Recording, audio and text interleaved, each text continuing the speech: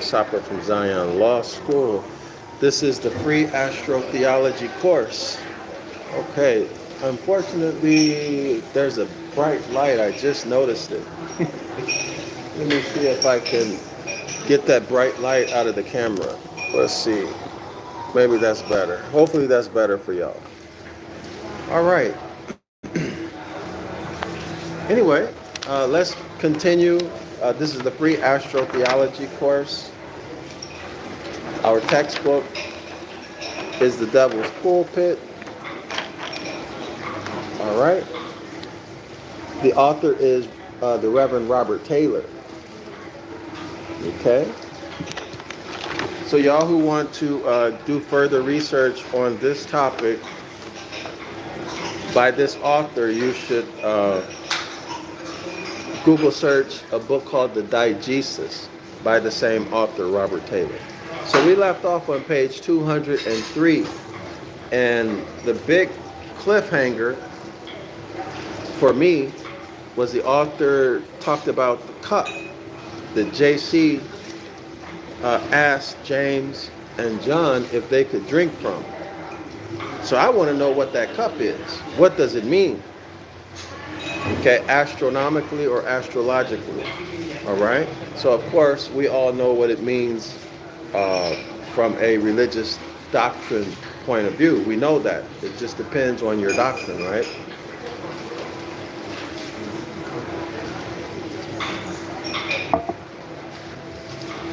So let's pick it up.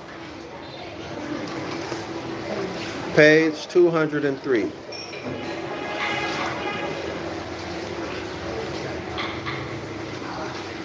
But that cup now, that particular cup, O season, but your admiration with so much patience, as shall put into my power to serve you up that cup in the due order of this intellectual banquet. Okay, scholars, this is intellectual. This is not based upon beliefs or opinions. So the author is bringing the astronomical or the astrological science, the natural phenomena. But of course, we're going to hold him to it. We're going to examine his writings to see if that is in fact what he gives us. And do I promise you, in one of these discourses, that you shall drink of that cup, the nectar of the gods, so rich a draught of science and of scientific demonstration. All right, y'all. So if it's science, it should be what? Observable. And the results should be repeatable. As shall to destroy in you for all possibility of swallowing any more milk and water of the gospel. So in other words, the author is telling us, that when he gives us the science, the astronomical solution, the astrological solution of what drinking of this cup means.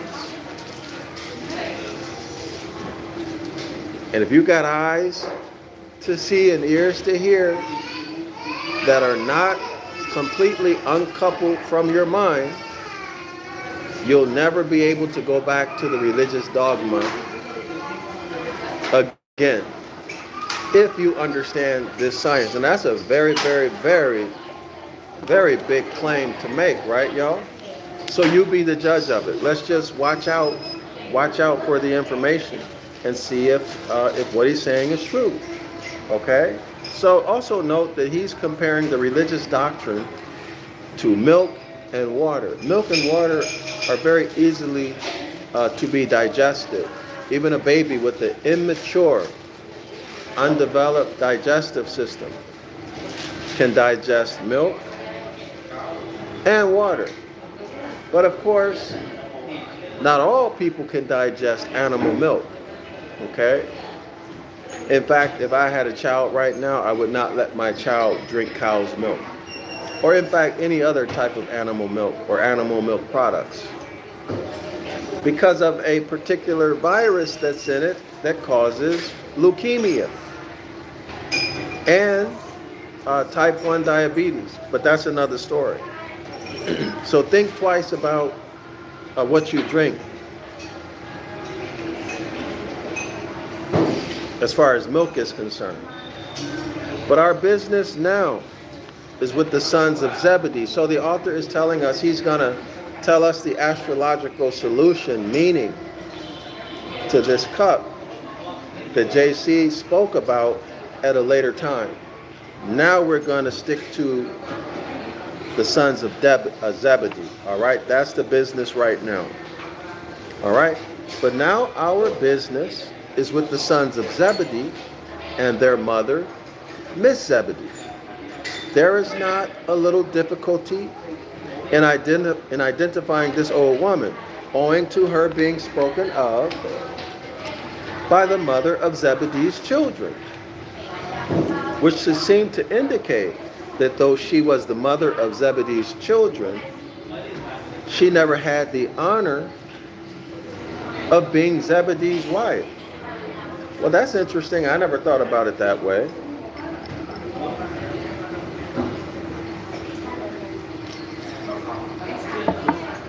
She's spoken of as the mother of Zebedee's children, but she is not spoken of as being Zebedee's wife. That's very interesting. So we have to read into it that she's Zebedee's wife. Y'all see that? Of course, which we should not read into the text. We should read it and accept it for what it says.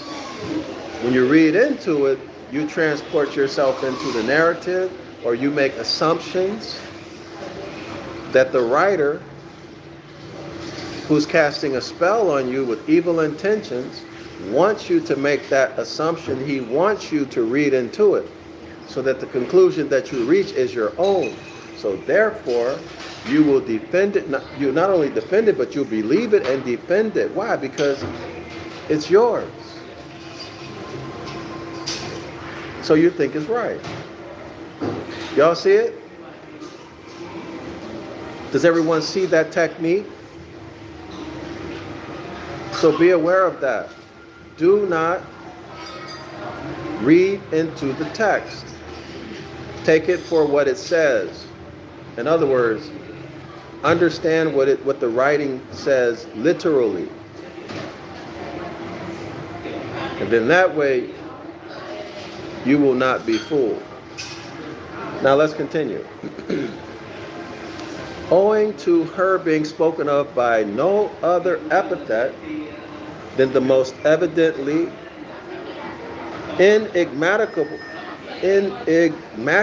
one, quote, and I'm doing quote myself because the author has this in italics, the mother of Zebedee's children, which should seem to indicate that though she was the mother of Zebedee's children, she never had the honor of being Zebedee's wife. That's real deep.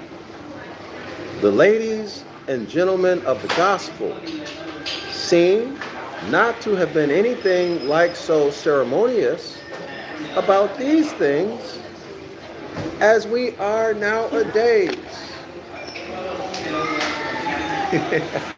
Nowadays means in 1831. What is he talking about?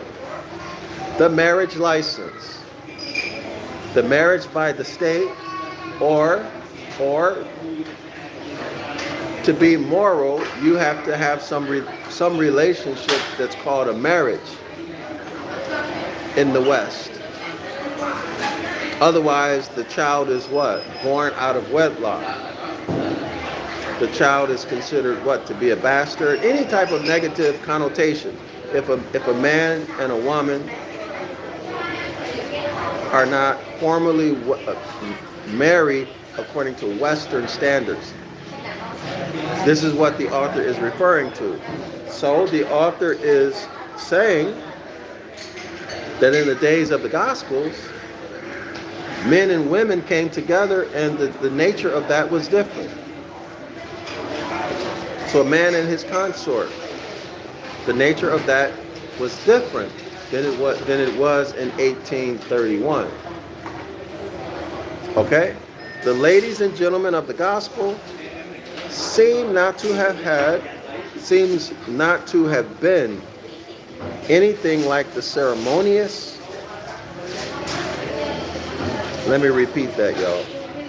The ladies and gentlemen of the gospel seem not to have been anything like so ceremonious about these things as we are nowadays. In other words, it wasn't a big deal. Because the gospel is the purest system of morals that ever was in the world. If you believe that, right? That's what they want to make you think. Okay? That if you're not a Christian, then you're a pagan. You have bad moral standards. And where will you find anything to compare with the morals of the gospel? Okay, so the author, again, in my opinion, is being sarcastic. Because if you look at Zebedee, he had children with a woman who was not his wife, according to Western standards today. But yet, today, Christianity says that it's immoral to have children outside of their traditional concept of what a marriage is. Everybody see that? So the author is saying that they're hypocritical. And if the gospel is the highest standard of morality, then it's okay. It's good for Zebedee to have children by James and John's mother, although they are not married according to today's standards. Y'all see that? So how do we look at this today? You don't need a marriage license from the state. You don't need a marriage license from the state to come together. That's your consort. Y'all do it on your own, according to the tradition and customs of your people, without the involvement of a third party.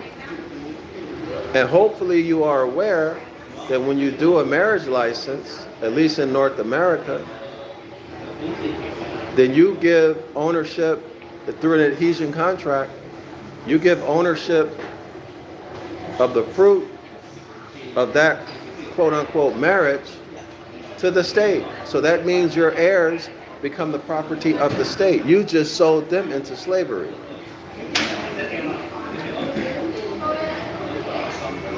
And anything that you acquire, houses, cars, whatever property, you've given ownership to the state. All right, and you've also exchanged your birthrights for 14th Amendment benefits and privileges. So that's the takeaway from this. Okay, so the takeaway again is to return to the lifestyle, customs, practices, tradition, the heritage of our ancient foremothers and forefathers, including learning their languages, which would include ancient Phoenician, or some people say ancient Phoenician Hebrew, which is ancient Ibaryath. Okay, of course the Aramaic, the ancient Aramaic, Latin, so on and so forth. Also, natural law, astronomy, astrology, the Hermetic laws or Hermetic principles, linguistics, right? Etymology, philology, all of these things. So we need to completely change our mental paradigm, or just our paradigm. And the best way to do that, Prophet Noble Drew Ali brought this to our attention too, is to change the literature. So now what I hear from change the literature, I hear correct certain documents that have been edited to oppress us, or to misrepresent us, or to misrepresent what that document says. For example, like the Book of the Law, like the Constitution, like the treaty between the United States of North America and the Al-Moroccan Empire, 1836, is what I'm talking about. All right? So we're dealing with word magicians. So we need to go back and check all of these documents and correct them, right? In the same way we need to go from the slave name and correct it with the public notice. And then put our inherited title as a suffix, or suffix to the slave name, so that it becomes a free and national name. All right, y'all? So anyway, let's continue. There are 2 Johns, 2 Jameses, 2 Judases, 2 Simons, and 4 Marys. I wonder if that has any meaning, y'all.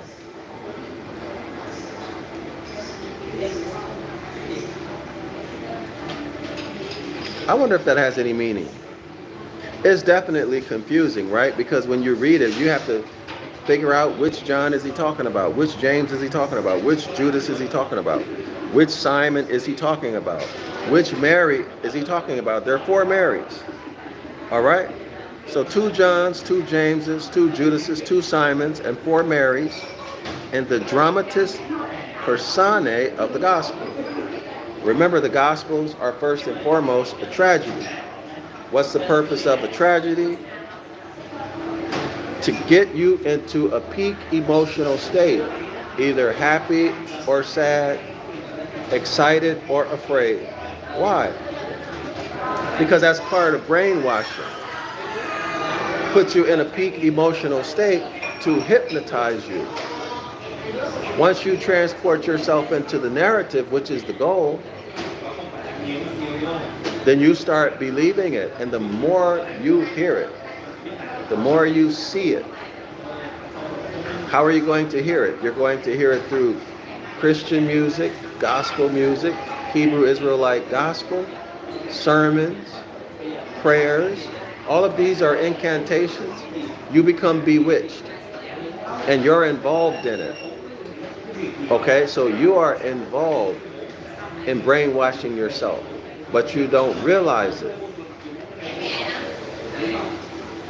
Okay, so the Gospels are both a tragedy play, or tragic play, a tragedy, and a romance story, etc. But nonetheless, it is a play.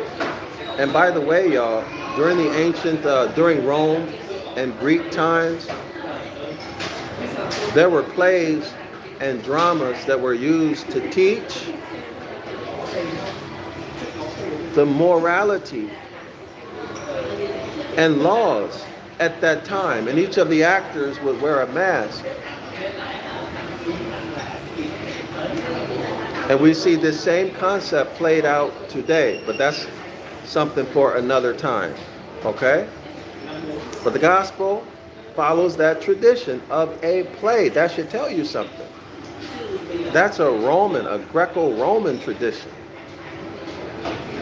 But this work is presented to you as being from Hebrews. Why would they follow Greco-Roman tradition?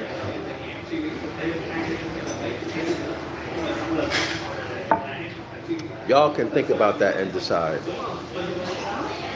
Let's continue. So that though we have the expression Mary, the mother of James, and Mary, the mother of John, it must rest only in conjecture. You're just guessing. It's just a guess.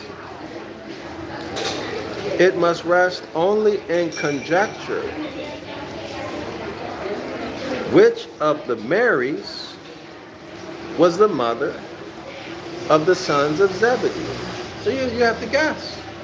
The gospel is non-specific on that point. So what does it mean, scholars? Well, when you read history, or better yet, when someone writes history, history is supposed to be specific, exact. That's the whole purpose of writing it. But the gospel is not specific. So is it history or a fairy tale? This is the author's point. Unless we please to relieve our conjecture by acting faith on Zeus's word, and so conclude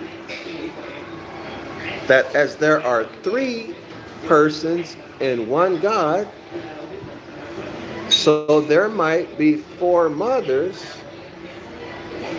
where there was but one woman. See, all of that is guessing, y'all, so you must be consistent.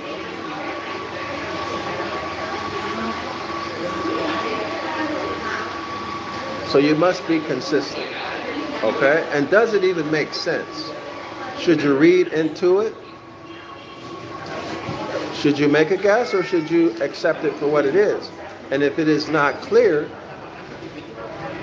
just accept it as being ambiguous. You don't know. You don't know which Mary is being spoken of, right?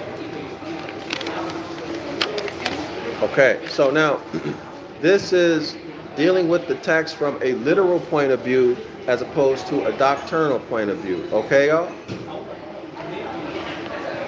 But this sublime confusion is for the better exercise of our faith. So, see, you need to have faith. You don't know because it's not clear. So you need to have faith. Most sublimely enhanced by the discovery which results from a comparison of the text of Matthew's gospel with that of Mark's gospel. Okay? Which shows us that as Christ could truly say, quote, I and my Father are one, end quote, so his disciples James and John could as truly say, we and our mother are one. Well, that's very strange, right? That's very, very strange. So here we're comparing to, the author rather, tells us that we can get more information by looking at the same story in Mark's gospel. So when we do such a thing, first we have to be aware that we're looking at 2 different stories, 2 different writers or writing teams, right? Groups of writers. We don't know who wrote the Gospels. Then we have to look at the date or the alleged date that these documents were written, right? And then religionists, theologians want you to believe that the writer was writing from his point of view, and that the contradictions or differences that occur in each gospel are because the writer is writing from his point of view. Is that right, y'all? That's right, right? And that the Holy Spirit guided the writer. Clear? But if these documents are historical accounts, it should be clearly written as history. But they're not. Information should be specific, but it is not. There shouldn't be any contradictions to the story. That's the whole point of writing history, right? History identifies the time, the people involved, the places where it happened, and it's all very specific. Otherwise, it's not history. Anyway, let's continue. See what the author has to say here.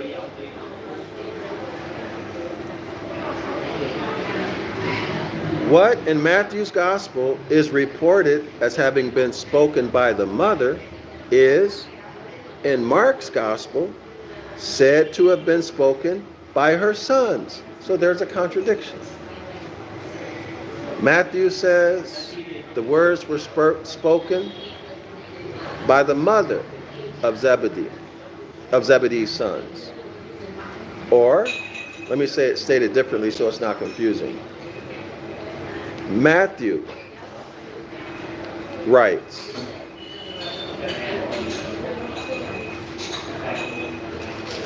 that James and John made some statements, and they are Zebedee's sons. But in Mark's gospel, Mark writes that same account. Mark said,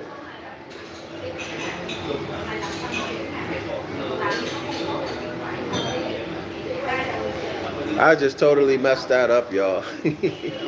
Let me just read that again. What in Mark's gospel is reported as having been spoken by the mother, so y'all got that, I'm not going to comment on that, is in Mark's gospel said to have been spoken by her son. So there is a contradiction. Now remember, this is supposed to be history. It's supposed to be history. Or is it? And no mention at all is made of Mrs. Zebedee in the affair. All right, y'all? So in Mark's gospel, their mom is never even mentioned. It being evidently all one and the same thing, whether it were they who said it or she. That is, whether the application to be allowed to sit, the one on Jesus' right hand and the other on Jesus' left hand, were made immediately by themselves or by their mother who represented them. See, this is problematic if you're claiming that this is history. Especially if you're claiming that this was inspired by God's Holy Spirit. Unless you're saying that God's Holy Spirit lied.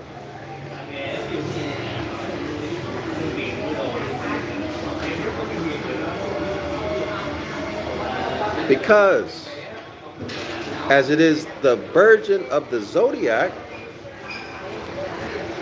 who represents the genie of those sons of abundance, July and August. That is James and John. So the author is here telling us that the mother of Zebedee is none other than Virgo, the zodiac sign Virgo.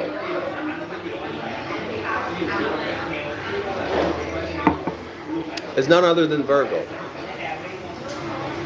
Okay, and the sons of abundance, remember, there's the sons of thunder. The sons of thunder meaning July, because July is distinctive, because that's the month where there's a lot of thunder and thunderstorms. And then Zebedee means abundance. So the sons of abundance. So James and John are also called the sons of abundance. The abundance is the harvest, which happens in August. Okay? So James and John are always mentioned together in that order. James and John. July and August. Thunderstorms, and then the harvest. In that order. Y'all see it? So their mom is Virgo.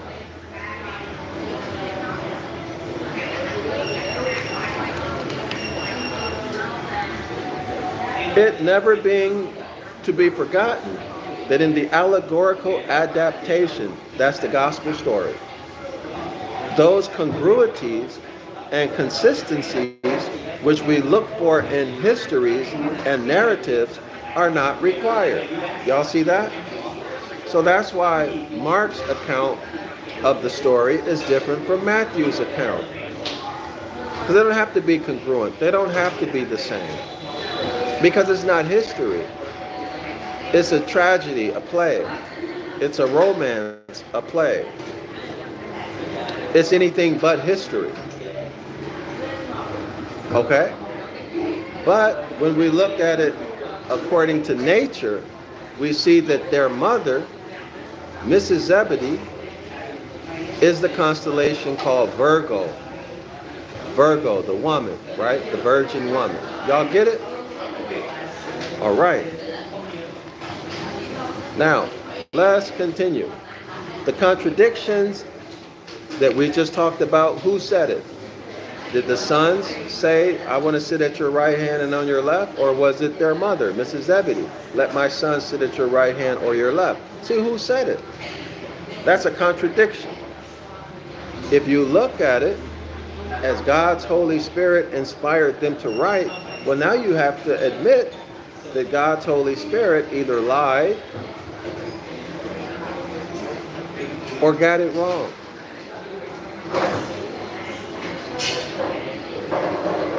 What's your answer? What is your answer? Actually, you can type it in the comment if you're not scared.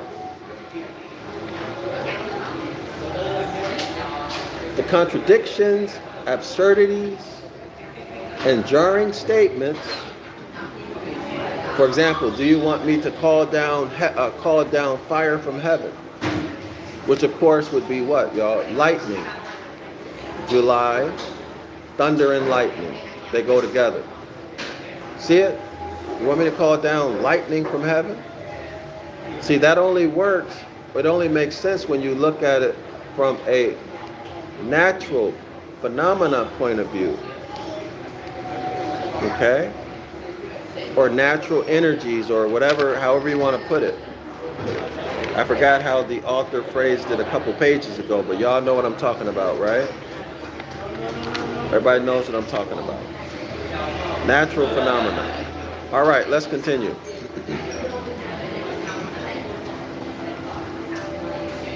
All right. So the contradictions, absurdities, and jarring statements, which are not to be excused. That's right, you cannot excuse them. You cannot poo-hoo them away or pretend like they don't exist. Sweep them under the rug. Cannot do that. Nor endure it, nor should you tolerate it or accept it as being okay. Just because your preacher, pastor, clergy, craftsman tells you, well, you don't understand because you don't have the Spirit. No, don't accept that. Okay? Nor can it continue to be endured in anything that would pass for history. Okay? So increase your standards, scholars. Increase your standards. If this is supposed to be history, read it from the point of view as history and hold it to the same standards and expectations of historical documents. This is what the author is saying. All right? Don't just give it a pass. All right, now it continues. Become the source of greater entertainment. So when you see that the Gospels don't in any way hold up to the standard of being historical, what becomes quite funny, and you have to laugh at yourself because you at one time believed it was history. And let me add this: when you begin to see, when your brains are recoupled to your mind, when your eyes rather are coupled with your mind again, and your ears coupled with your mind again, and you begin to see that this is a remix, the Gospels are a remix of astrology and natural phenomena, well, you can then laugh. You can actually laugh at it, and it's actually funny. And some of the remixes are very entertaining. I'm speaking for myself. and the vehicle of further instruction in mythology. This is what the Gospels are. All right? But it's entertaining and a vehicle for further instruction in mythology. You only see that once you are able to see that the Gospels are a remix of astrology and natural phenomena. And then it doesn't hurt anymore and you won't be scared. And these contradictions, absurdities, and impossibilities, which are found in every page of the sacred writ, that's the sacred writing, the gospel, the sacred tragedy, the sacred romance, the sacred play, are themselves the evidence and demonstration that the gospel is not history, but mythology, but a fable, a fairy tale. Okay? As these contradictions, absurdities, and impossibilities, which are scattered all throughout the Gospels, is evidence and demonstration that the Gospels were never intended to be history or historical documents. They were intended to hide by encoded messages written for the first time or initially by the Coptic Egyptians, to hide, to encode the ancient knowledge of astronomy. At that time, it was called synonymous astronomy and astrology. They were synonymous terms. The science. That's what they were written for, to hide it from the Romans, to hide it from the Catholics, who wanted to kill off all of the sciences, the professors, the engineers, who had knowledge of astronomy and astrology and natural phenomena. Why? Because the goal was to put all of the Moors, Genesis chapter 2, men and women, to put them in bondage forever.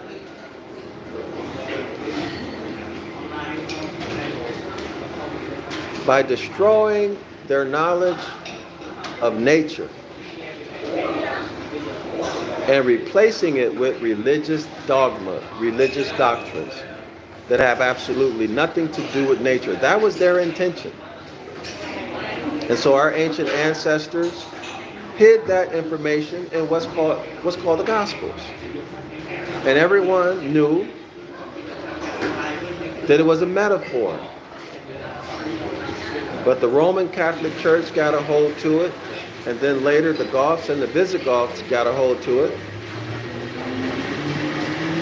And they began teaching that these are actual, real people, real places, and that they had real biographies and real locations on the map. All right, y'all? And the natural phenomena was spun, or they put a spin on it. And they called that spin morality and ethics. Christian or Judeo-Christian morality and ethics, which are a mask over the natural science. Y'all understand? So it's like iconoclasm, where they painted, the artists, they painted over the faces of the early Christians. They had brown faces, brown skin, clearly Moors. And then the artists, they went over and painted over them.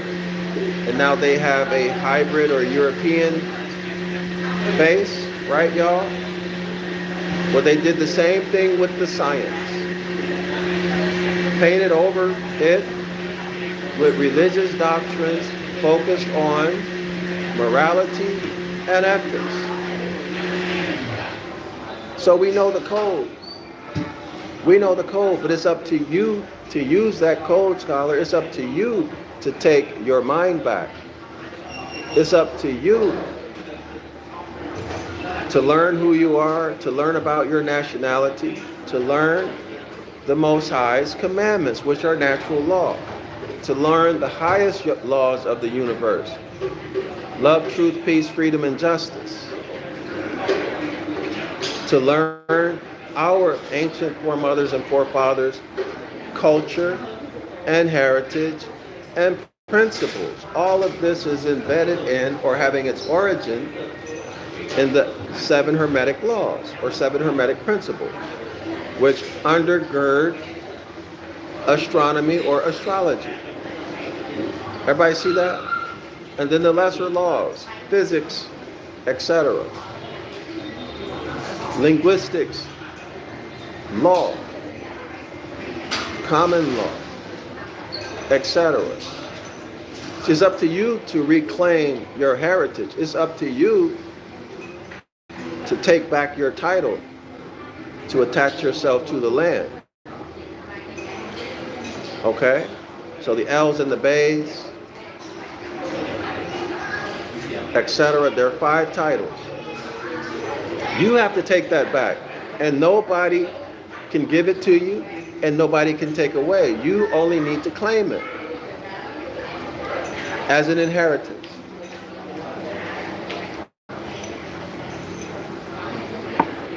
Those are the titles for the Americas. Al, where my ancestors come from, is South America.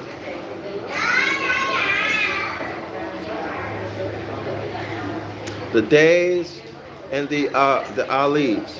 Anyway, let's continue. The folly is that of the fool himself who takes the gospel to be true. And I was a fool, y'all, for 30 plus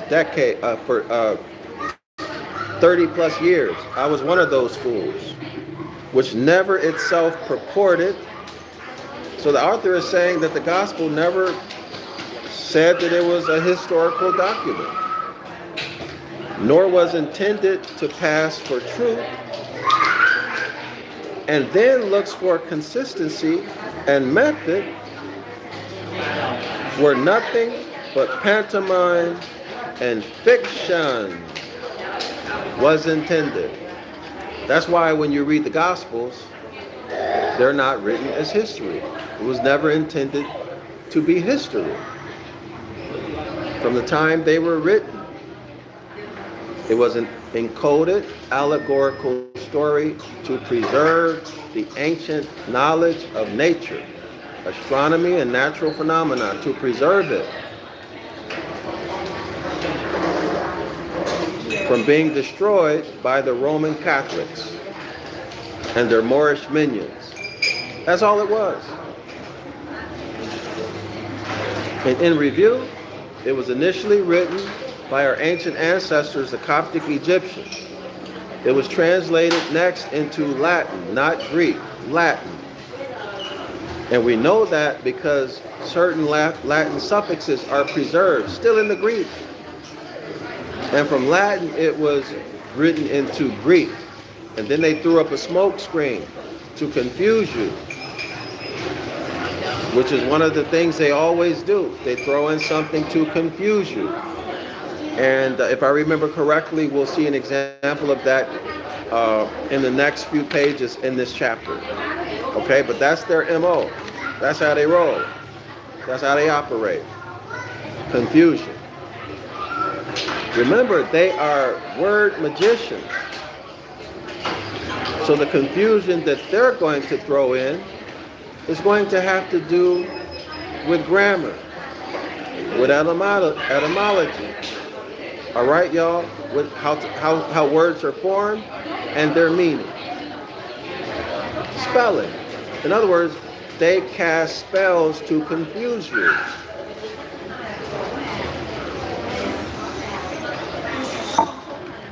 And I have been showing you that. This is video number 76 or 77. I've done this book. This is the second time going through this book. So in 506 The Curses course on Saturday at 10 a.m. Eastern Standard Time, I go through this. I'm revealing the spells. But it's up to you It's up to you whether or not you can see them. Whether or not you want to see it. The truth, right? Maybe you want to remain a fool. I didn't want to stay a fool. Okay, y'all, let's continue. The believer of the gospel, therefore, is not he who takes the gospel to be true, but he who takes the gospel as it was intended to be taken. Y'all got that?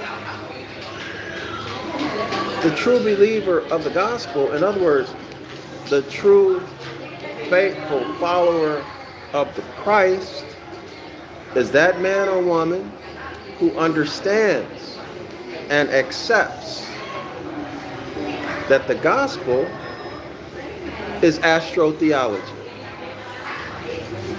Nothing more and nothing less.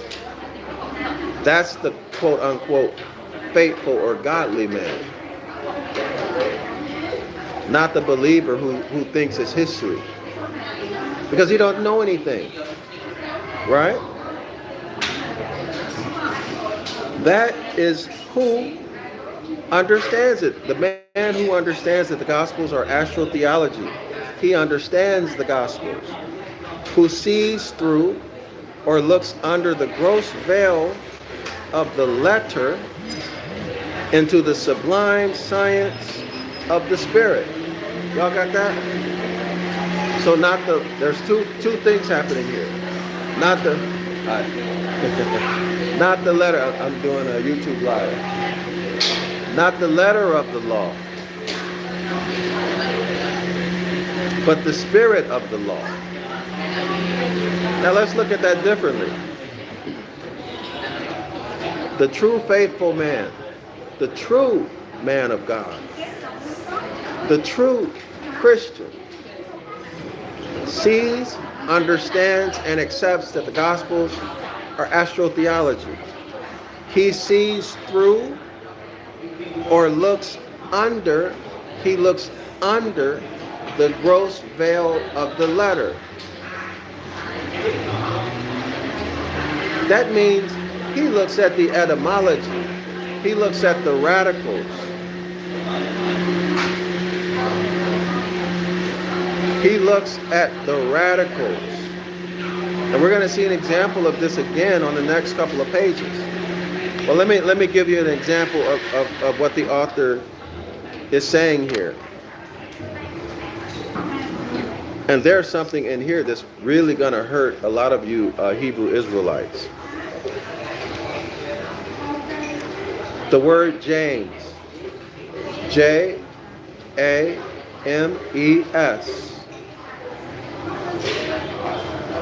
that has its origin in three radicals.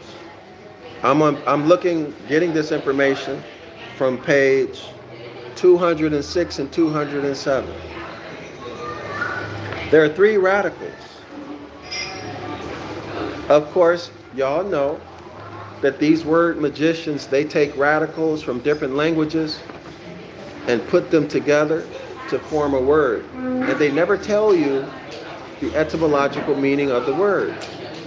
They never tell you what the radicals are or where they came from. Why? Because they don't want you to know.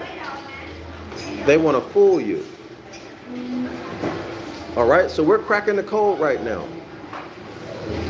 This information is for those who are in the inside of the house, who reach the highest level of the degrees.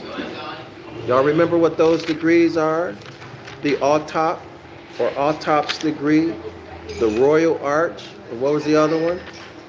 The royal arch, and there's an O, the noble grand. That information, or the information we're learning now, is reserved for those high or advanced degrees, the highest, for which people have to be selected. Selected. And if you are selected and you learn this information, now you are considered to be a perfect man. Well, you're one of Christ's brothers. Christ was a perfect man. The second Adam, a perfect man. So astrotheology is very serious business. Very, very serious business. So James when you work all of this out, you'll find I am. That is the great I am. You'll find Jack. You will find Jack, J-A-C-K. You will find Jacob. I'm getting all of this off of page 206 and 207. You'll find the great I am, and we all know who the great I am is. We take that back to Exodus chapter 3. And I'm going to leave it at that. We'll get there when we get there. But I hope you all see the point. So, the true Christian, the true man of faith, looks underneath the letter, looks at the etymology, identifies the radicals that make up a word. So y'all, that's word morphology or word structure. And based upon his or her knowledge of the etymology and the meaning or the etymological meaning of each radical, when you put it all together, that gives you what? That identifies or communicates to you the spirit. The spirit or the sublime science, the solution that's hidden inside of that word. Y'all got it? This is what we've been doing the whole book. I hope you've been able to see that. All right? So let me say it again. The believer of the gospel, therefore, is not he who takes the gospel to be true, but he who takes the gospel as it was intended to be taken. That is, he who understands the gospel, who sees through or looks under the gross veil of the letter into the sublime science of the Spirit, in which sense no pretended minister of the gospel in this accursedly priest-ridden country, they're in Britain in 1833. Accursed, priest-ridden. Okay, this is the priestcraft. Your pastors and reverends, imams, generals and captains, bishops and cardinals, the bishakra.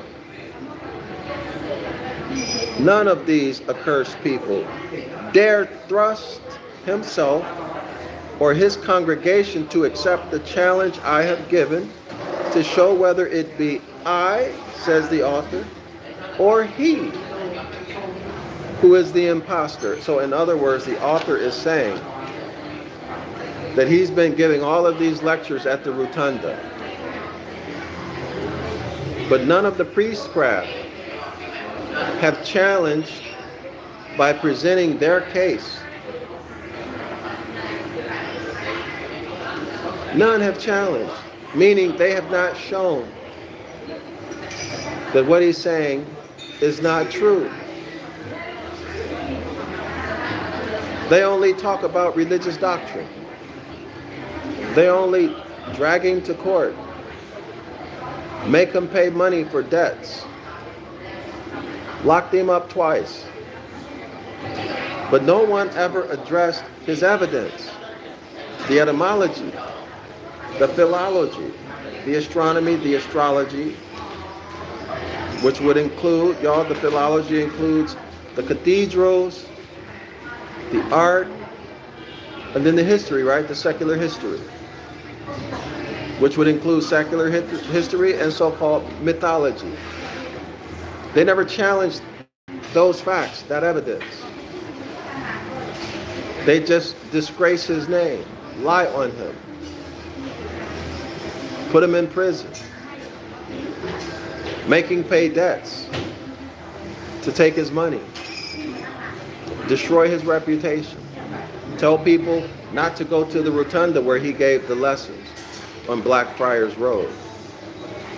Called him a devil. The chaplain, the preacher of the devil. Hence the title of the book. Hence the title of the book. The Devil's Pulpit. All right, y'all? Now, let's continue. The author continues, I have given to show whether it be I or he who is the impostor. Who's the fake Christian? Who is the fake believer? For God, for Zeus, have made me what none of them are, quote unquote, an able minister of the New Testament. Not of the letter, because they've lied to y'all. They've misrepresented the text through their intentionally deceitful mistranslations. The author says, he is the able minister, the faithful and true minister of the New Testament, not of the letter, not of the Jeremiah 8 occurrences, not of the mistranslations, the intentional deceit, but of the Spirit. What's the Spirit? The etymological meaning of the words, the grammar, the word morphology. That's the truth, where the truth is hidden. Okay? So he, says the author, is the able minister of the Spirit because he knows how to decode these Gospels word for word using science. Quote, well, not a quote yet, let me continue. For the letter killeth. Y'all got that? For the letter killeth. That's right, the letter kills the truth. It hides the truth. What letters?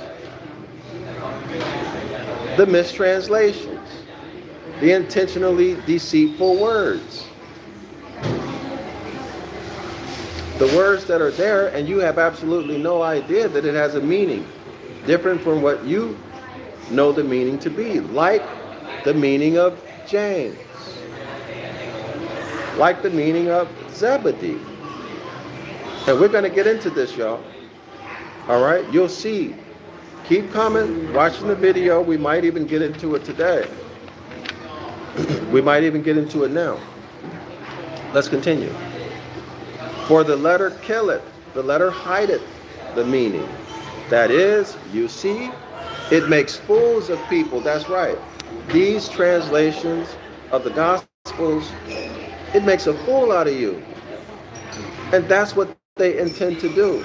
That's not what our ancient ancestors, the ancient Coptic Egyptians, intended to do. They only intended to encode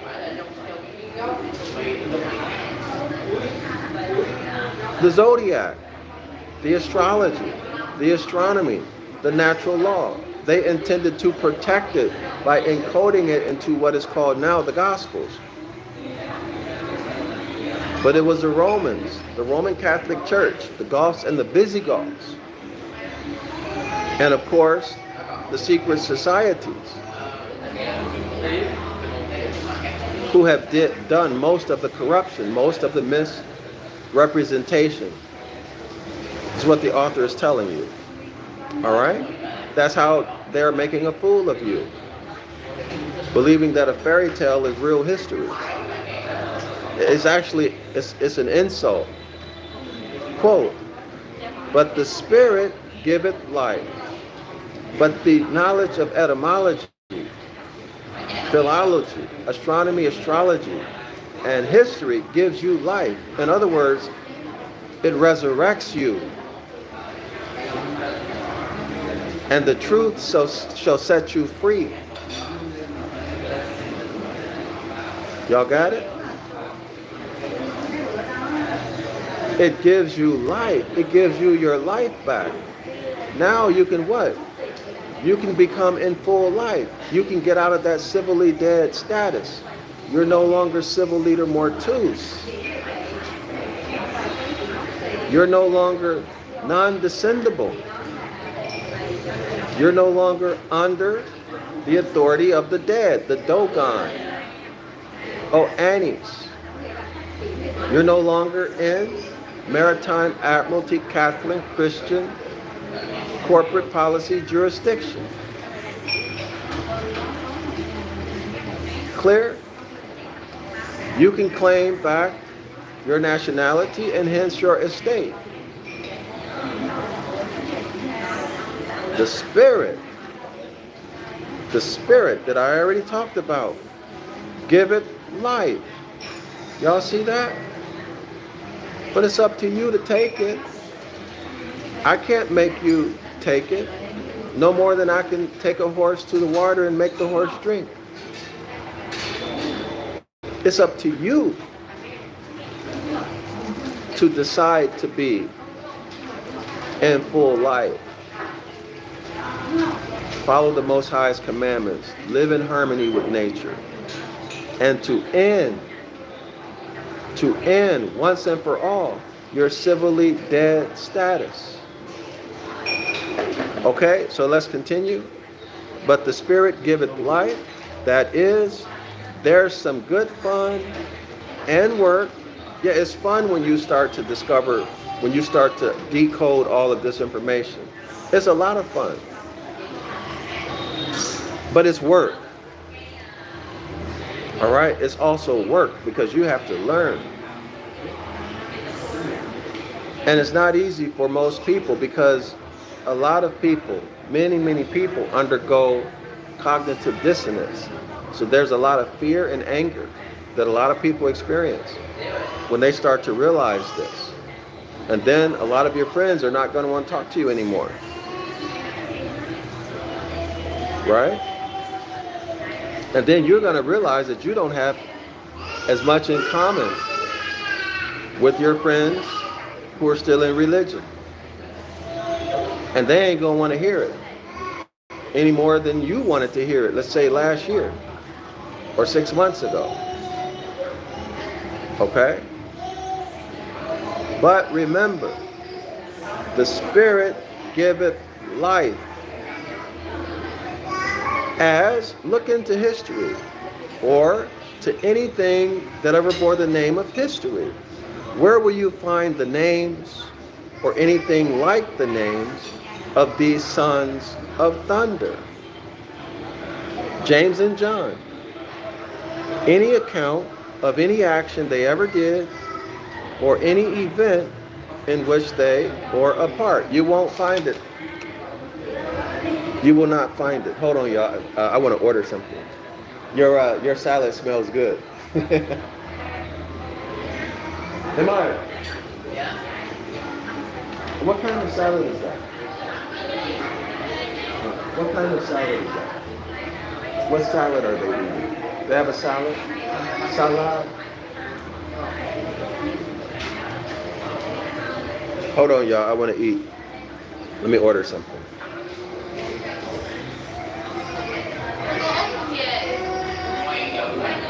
These are. Which salad do they? Which one do they have?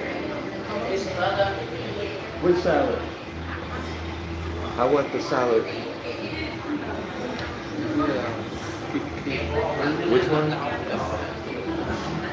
They have. Which one? Which salad do they have? Is it beef? Beef? Okay, yeah, let me have that.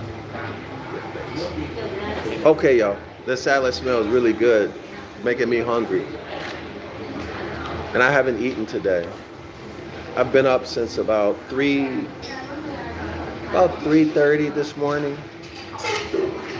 So it's time for me to eat something. All right, y'all, let's get back to this. Now, we are right at the doorstep of where this is going to get really juicy and hurt a lot of people. But let's get into it. It is what it is, y'all. Don't take it personal. So here we go. As look into history or anything that ever bore the name of history, where will you find the names or anything like the names of these sons of thunder, James and John? They are absent in history. This is the author's point. They are absent outside of the Bible. Okay, any account of any action they ever did or any event in which they were a part. Show me. This is what the author is saying. Show it.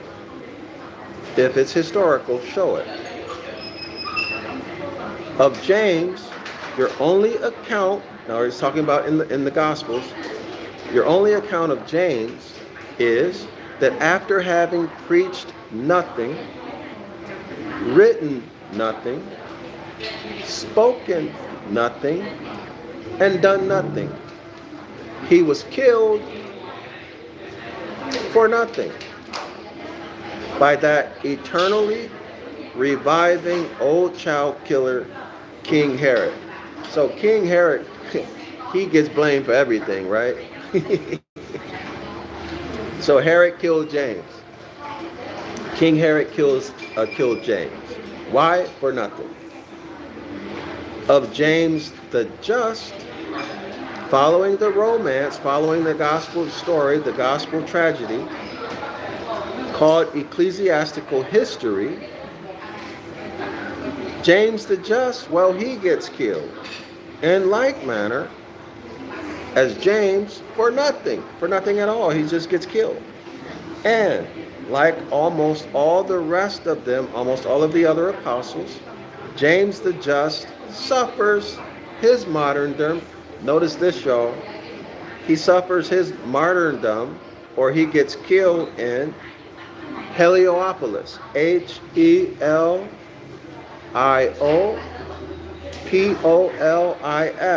Heliopolis. Or in Hierapolis. Hieropolis. Note the meaning. Note the meaning. Those words literally meaning the city of the S-U-N sun. So James gets killed in the city of the S-U-N sun. The sacred city. The known and universal metaphor for the Zodiac. So in 1831, everybody knew that the Heliopolis or the Hierapolis meant the city of the sun, the sacred city. Everybody knew it. It was universally known. It was a universal metaphor for the Zodiac, in which all these martyrdoms, or bearing witnesses, y'all remember that they never bore witness of anything, right? Are said to have happened. So all of them happened where? In the Zodiac, in the city of the sun, in the sacred city, the Zodiac. All right? And are said to have happened, and in which alone did any of these martyrers exist. So in other words, the author is saying they're not historical people at all. They are metaphors for the S-U-N sun, its movement through July and August, and the natural phenomena occurring on the earth. And also the constellation that's located near, which is none other than the Virgin Mary, the Virgin Virgo, the constellation Virgo. And Virgo is the mother of Zebedee's sons. Y'all got it? But it gets worse. That hasn't even touched the surface of what I was talking about. John, however, the beloved son of thunder, never died at all. For though he ceased to breathe on earth, we are assured by the holy and most gracious father of the church. In other words, the Pope said, Saint Augustine said, the St. John continues to breathe under the earth as he lies buried in the churchyard at Ephesus, where St. Augustine himself could see the earth of his grave heaving upward and downward. Y'all see how ridiculous that is? As the old man draws his breath in his grave. So he's in his grave and yet, yes, and still breathing. Oh,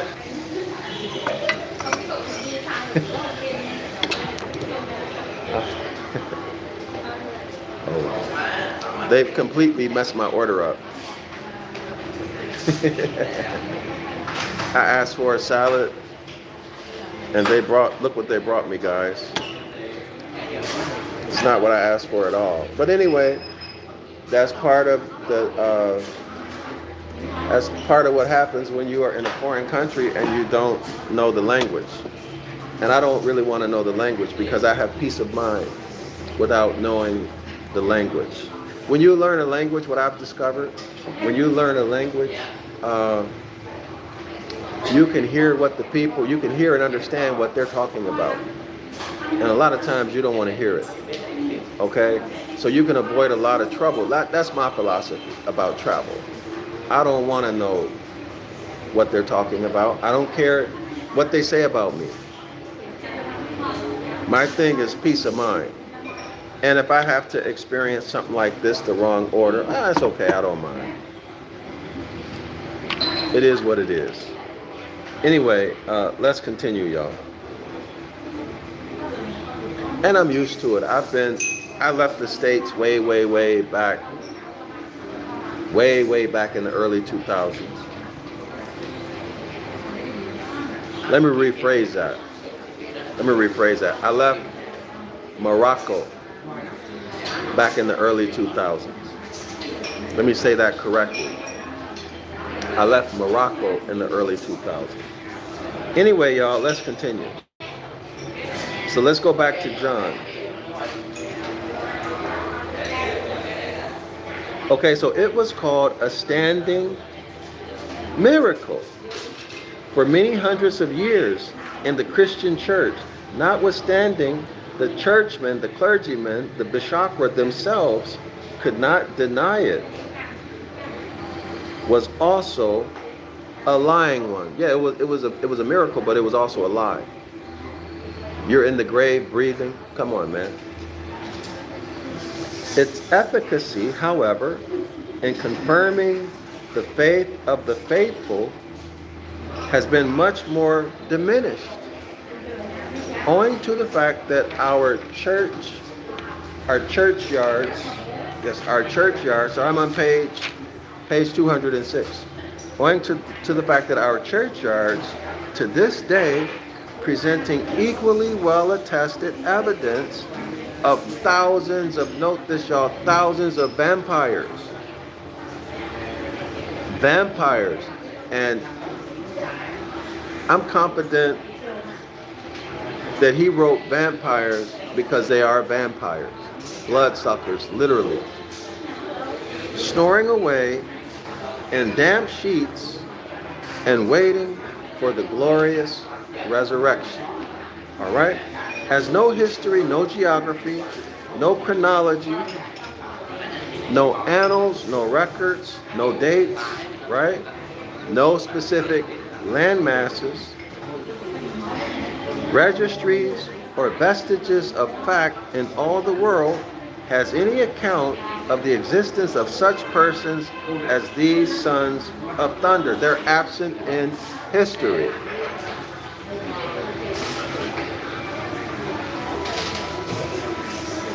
Shall we be blind to the light of evidence? See, there's no evidence. Are we supposed to ignore that? Which a perfect resemblance of names and a perfect similarity of the fable flashes on us in proof that the ancient paganism and the mythology, which we now call Christianity, are one and the self-same religion. In other words, all you good Christians out there, you're pagans. Okay, you have been indoctrinated to believe that the other religions are pagan, but the truth is Christianity, including your version of Christianity, is, as we say, straight up paganism. Is what the author just said. All right? But let's get into it so you can see it. I almost don't want to eat this food. This is not what I ordered. I don't want to eat this. Y'all know I'm really not a meat eater. Oh well. Let's continue. Observe then the demonstration, and I do beseech you to bar me off from your convictions as long as you possibly can do so. Only be rational and surrender your conviction to nothing short of rational demonstration. So the author is saying, put your religion on the side. Put your religion on the side, or put your religion in the closet for a moment. And now, let's deal with our faculty of logic, our faculty of reason. This is what the author just said. Let's continue. Bear in mind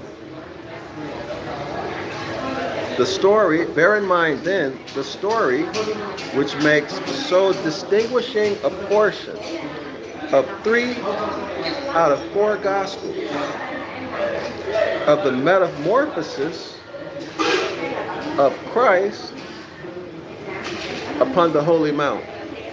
All right, y'all, we are getting into it now. Text your friends, call your friends, and tell them to tune in right now. Tell them to tune in right now.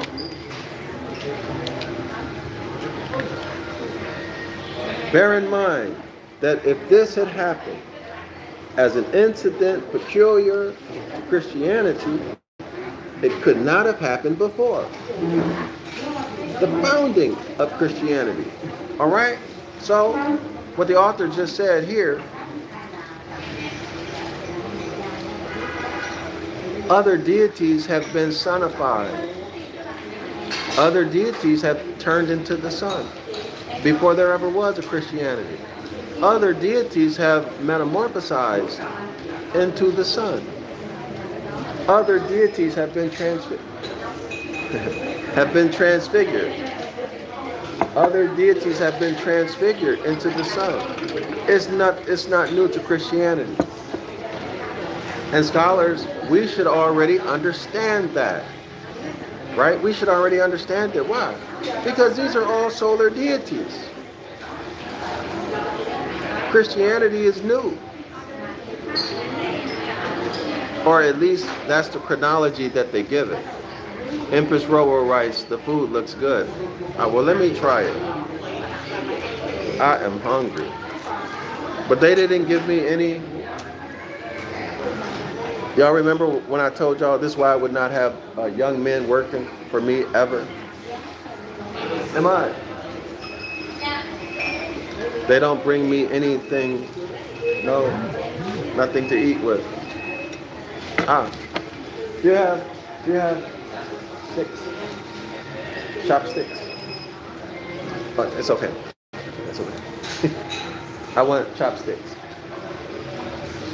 There's a couple over here. They're fascinated with me speaking English. Yo, I do need some energy, to be honest with you.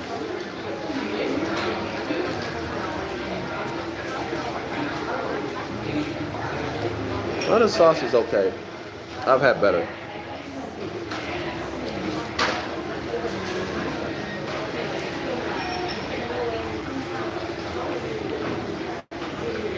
So this meal costs about a little bit more than $3. A A little bit more than $3.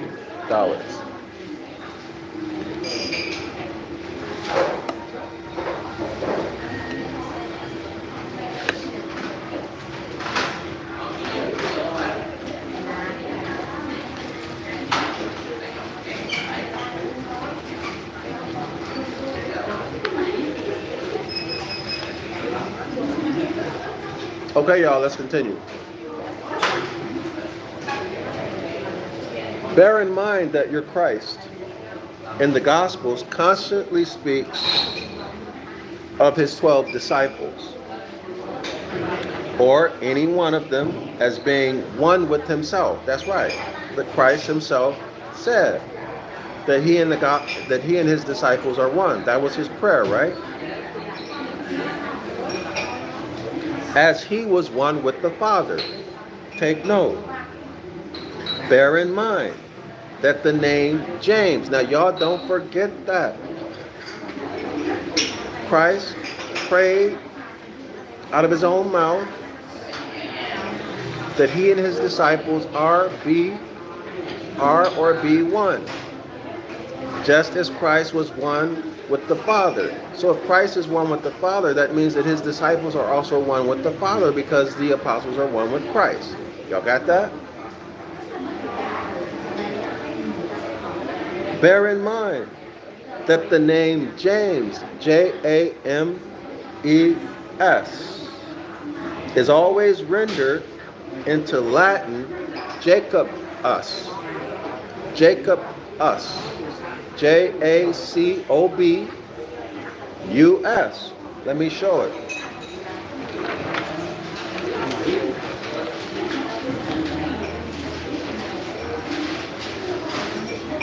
Now I'm pronouncing it as Jacob us for a very specific reason.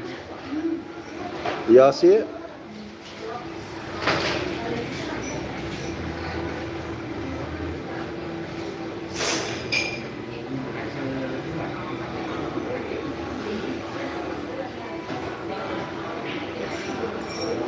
Everybody see it? Jacob us. Jacob us. Okay? That's what James means. James means Jacob us. Of which the termination, us, so the termination is the suffix, right? So we see Jacob, Jacob, and then the Latin termination, which is a suffix, us. So Jacob, us. Clear? All right, let's continue. Is merely grammatical.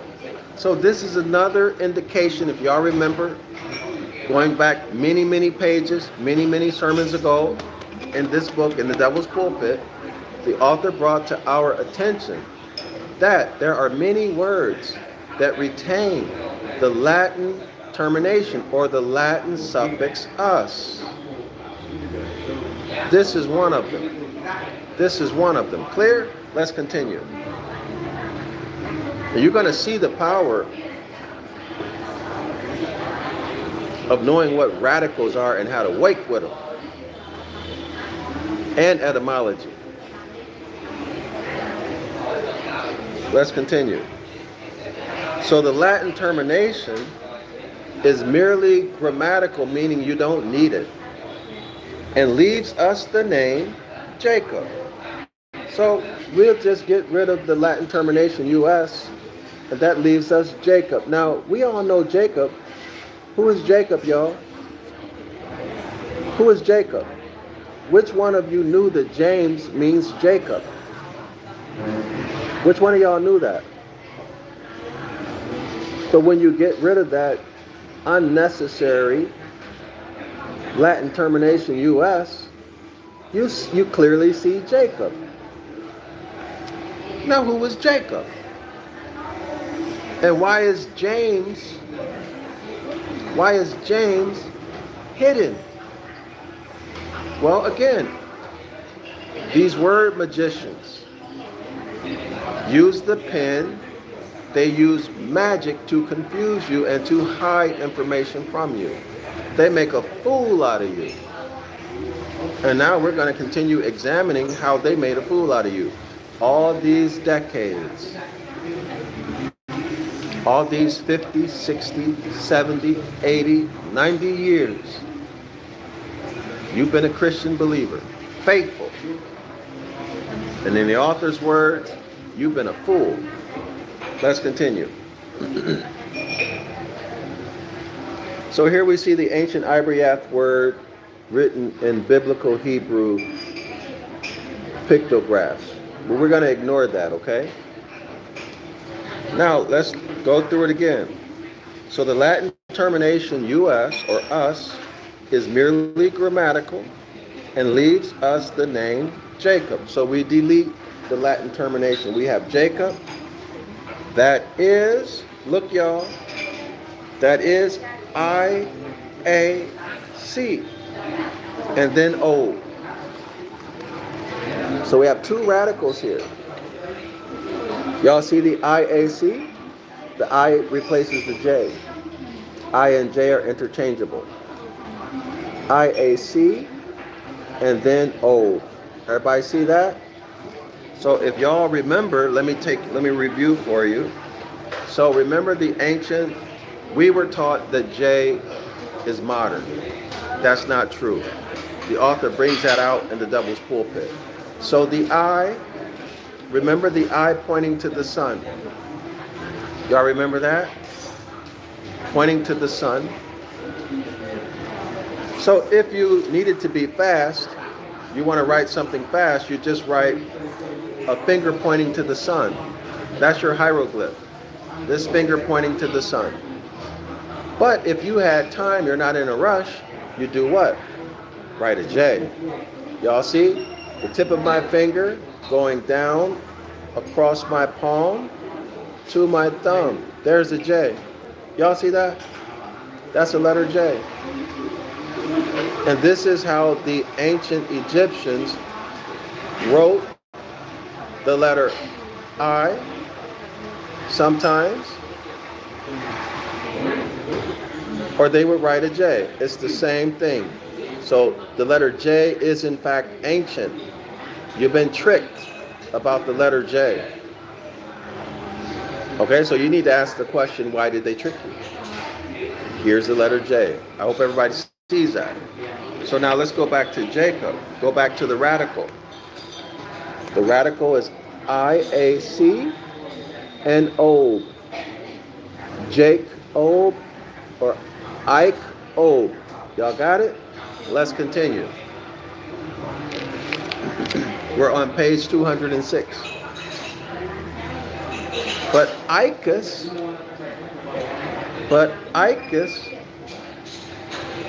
let me give y'all the scripture. I almost forgot. What we just talked about, this Greek word, this ancient Ibaryath word in Greek, in biblical Hebrew pictographs, that Ike, Ob, etc. You get that in Genesis chapter 26, verse 36. There's the scripture. All right, there's the scripture. Okay? Now, but Icus, IACCHUS.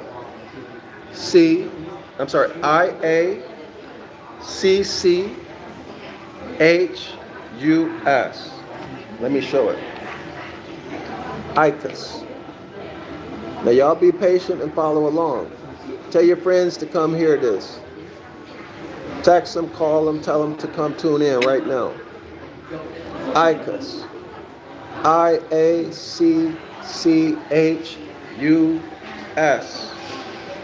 And remember the I is a J. Icus, Jacus. Icus, Jacus. Same.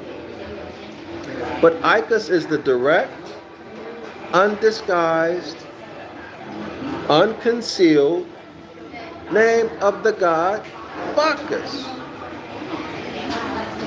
the god of wine, which,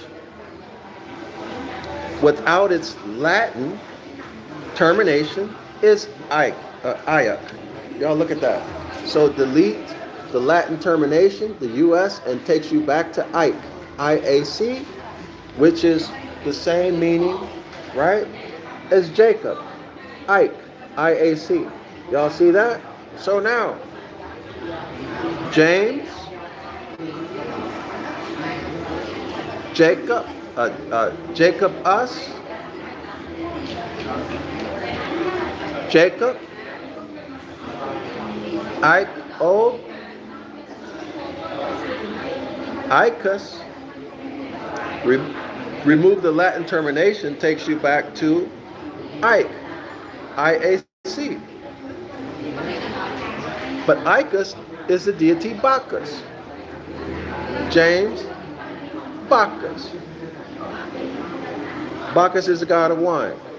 Let's continue. Let's continue breaking this word down.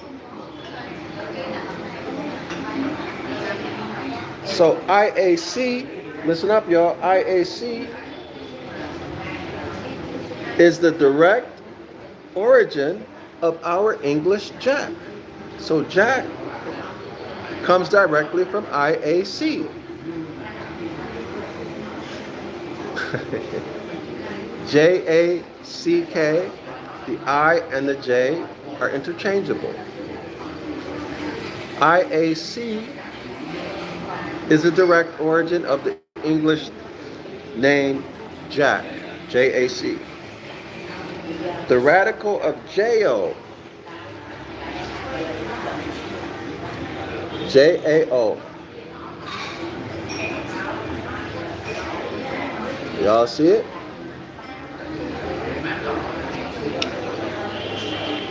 The radical of J-O, J-E-U-E.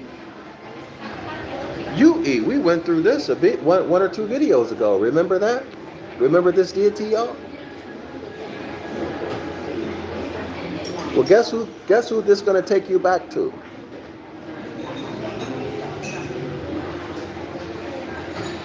Everybody see it? Well, let's continue. And all other names of God. And all other names of God. Zeus, Apollo, Jupiter, etc. So here we have that problem. This messy word God. G-O-D. I brought it to your attention many times that this word God makes a fool out of you because you've been indoctrinated to think that God is the creator of the vast universe. But God is any and everything but that. See how you've been made a fool of? Praying to God. You may as well pray to James. You may as well pray to Jack. You may as well pray to Jacob, or Jacob us, or Icus. Pray to Bacchus. It's all the same. That's what you're praying to when you pray to God. As the author has just demonstrated, and I have just communicated it to you. So do you want to be a fool, or continue to be a fool, or do you want to be in full life?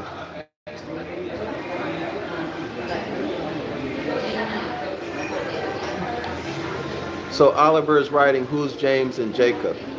Well, you have to turn to page 206 and read it for yourself, or go back and watch the video, because I need to keep moving forward, Oliver, okay? I need to keep moving forward because we haven't finished this. And I don't want to lose, I don't want anyone to forget where we're at. So let's continue. All right? Now, let's continue. In which we are never to lose sight of the perfect analogy of physical phenomena, natural phenomena, with the theological allegory. See, the two cannot be detached. You always have to be conscious that these gospel stories are a remix of natural phenomena.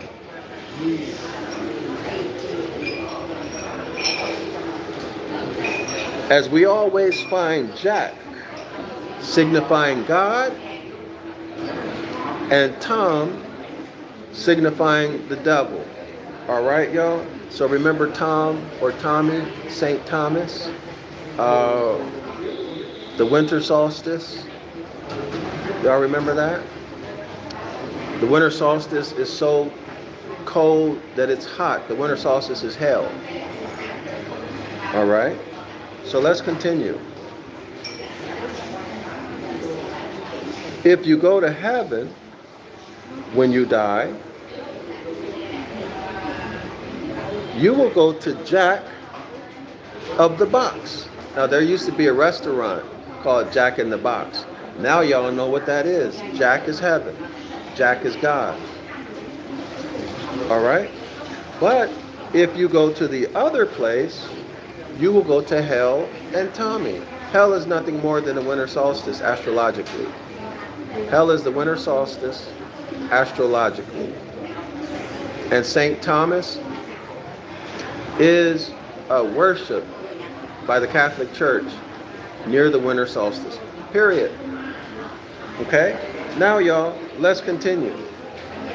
But remember, Jake is IAC, but then it's Jacob. So there's the other radical, which is OB, old. So let's deal with that. But old and Jacob was a direct name of God. But old was a direct name of God, G-O-D, as signifying the Father, and added to Ike, IAC, or Jack, made the whole name Jack Ob, Jack Ob, J-A-C-K, Ob, O-B, Jacob. That is God the Father. So Jacob means God the Father. And Jack Ob, or Jacob, Jack Ob, called Jacob, was applied to the grandson of Abraham as being the father of the 12 patriarchs.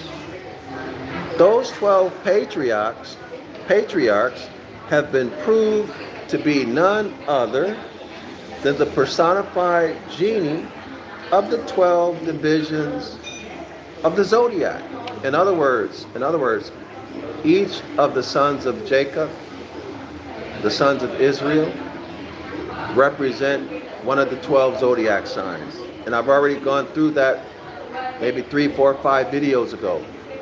You can watch it and you can find out exactly which son of Israel is which Zodiac sign. All 12 are there. I did it twice. All right? And the 12 apostles are the same allegorical genii in the new. So the 12 apostles of Christ, they're also representing the one of the 12 Zodiac signs. Clear? Thus is this Jake or Jack Ob, J-A-C-K-O-B, identified with God the Father, the Icus or Bacchus, that is the S-U-N, Son, which is the father of the 12 signs of the Zodiac. The S-U-N, Son, is the father of the 12 signs of the Zodiac. But how came Jacob and James, that is Jack Ob and Imes? Here are the 3 radicals for James. I am S. Okay? Let me show it. Page 207, scholars.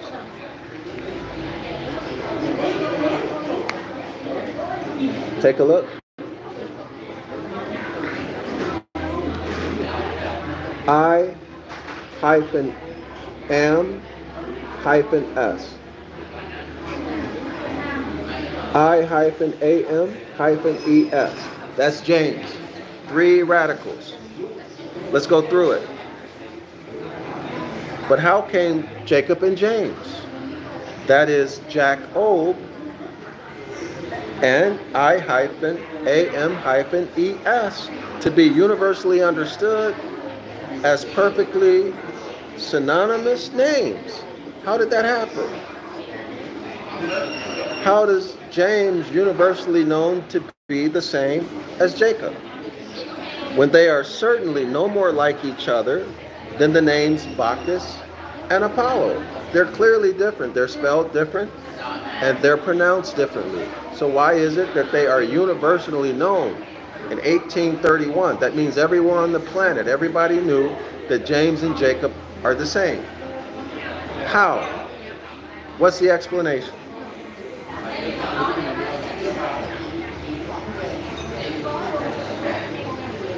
So let me skip to the next paragraph. I-AM-US. I-AM-US. So this is the 3 radicals written together without the hyphen.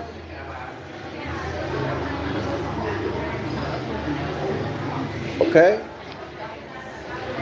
Imus, that is, let me pronounce it differently to make it clear. I am us. That is, again, without the Latin termination, I am. Y'all see that? Without the Latin termination US, it's I am. So James is I am. Well, everybody should know where this is going now, right? I am was the universal and most ancient name of the god Apollo. Y'all, on the playback, y'all stop and read this, or download the PDF and read it. Don't take my word for it. Read it, do follow-up research, whatever you need to do. I am is the most ancient name of the god Apollo. How about that? Let's continue. And Apollo's priests were called from his name, the Imade. So the priests of Apollo were called Imade. Look at that, y'all. Y'all see it? The priests of Apollo are called Imade, or Jameses, or Jameses. Jameses sound like a lot like Ramesses. I just thought about that. I wonder if there's a connection between Jameses and Ramesses, or what if there's an Egyptian deity that this is with. Empress Robo writes, what page? Page 207. Okay, so Jameses. So Dr. Yasapa is not making this up. The ancient name of the priest of Apollo are called Jameses. Jameses. So now you see James, the Apostle James, well, it's pagan. It's pagan. It's a pagan deity. It's astrotheology, meaning to say that these are not historical stories. Well, let's continue. They were the very oldest, that's these, the priests of Apollo, were the very oldest order of priests known in Greece, as the measure of verse called iambic. As the measure of verse called iambic. I-A-M-B-I-C.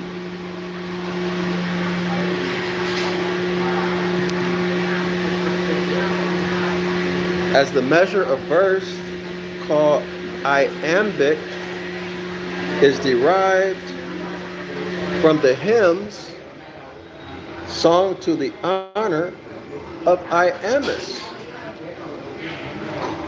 That's the hymns to the god Apollo, consisting of a short syllable followed by a long syllable. And it is found in the poetry of all nations in 1831. That's how everybody knew about it. That's why it was universally known. It was found in the poetry in every nation.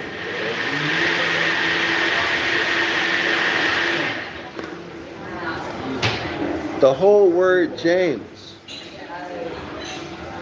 anatomized, in other words, broken up into its radicals, into its ammonium radicals, presents us with the eternally recurring Trinity in union. Look at this, y'all. Now look. I means the one. Am, or am means the heat. S means the fire. So we put it all together. This is what it means. The one, the heat or warmth or caloric. Caloric is a measure of heat, right? As distinguished from fire, the name James is naturalized as the name of God. So in other words, y'all, these words mean the sun. To just cut to the point. James means the sun, the S-U-N, sun. All right? So the name is naturalized as a name of God and ridiculously called the great I am in Exodus chapter 3. They just made that up, according to the author here. Okay, they made it up. Well, let's see what he has to say. Okay, so it's ridiculously called the great I am, as in the droll play upon the words in the 3rd of Exodus. They're playing, it's a word play. It's a word play. As in the 3rd chapter of Exodus, Moses said to God, quote, I say, what is your name? End quote. And God said to Moses, I am that I am.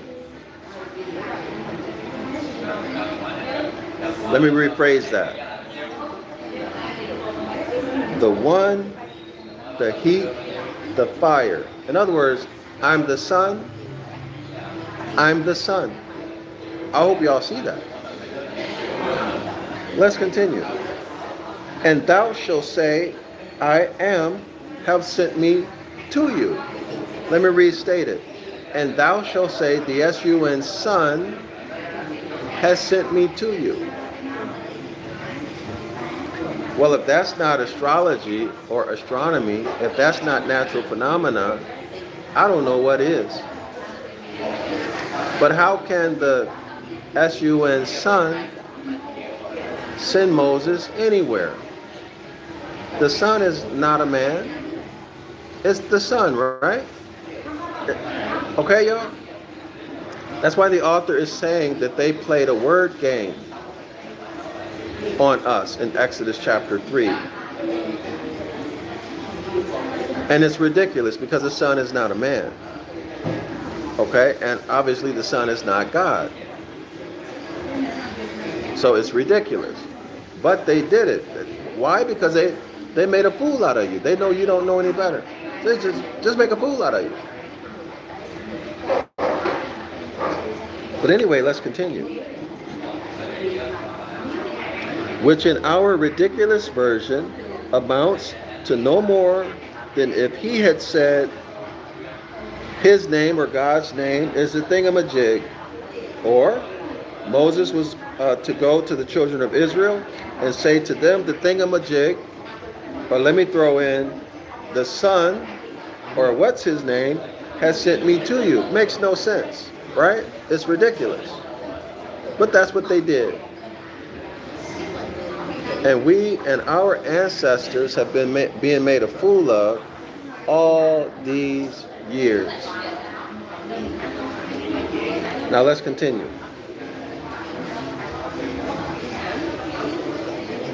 Hold on, y'all. Okay, now, which was as much information. Okay, so giving them that name, I am, which was as much information, which was no information at all, right? It's a play on words. Which was as much information as the children of Israel could reasonably require. With their children, they couldn't handle any more than that. They don't know any better. You can tell them anything. It's a child. Or perhaps, as the subject admitted, it was the clearest revelation of the divine character that ever was in the world. And the babies of Christ, Jesus, are quite as well satisfied with it. Because you don't know any better, so you're satisfied. You don't know that you've been played. So you're quite as well satisfied with it as the children of Israel. So he's being sarcastic, saying that you are a child. You're intellectually a baby. You don't know what you're reading. You don't realize that I am means the S-U-N son. Islam to all the Moors, Shalawama. I need to go. My battery is about to die. So we'll pick back up in 12 to 24 hours. Thanks everyone for your support. Remember, if you feel it in your heart, if you believe as I do, that we need to have our own book of the law so that we can make the corrections, many similar to the corrections that we reviewed today. Support my project to write the book of the law in modern English and ancient Ibaryath, showing the etymological meaning of every word, and much, much more.